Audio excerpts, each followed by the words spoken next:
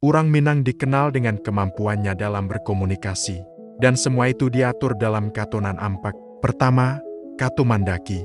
Ini adalah cara kita berbicara dengan orang yang lebih tua atau dituakan.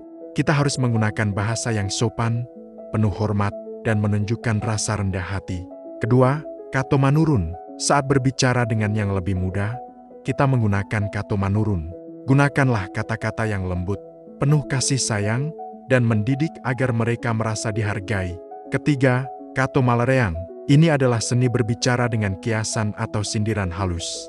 Biasanya digunakan saat berkomunikasi dengan orang yang disegani, seperti mertua atau ipar, untuk menjaga perasaan. Terakhir, kato mandata. Gaya bicara ini digunakan dengan teman sebaya.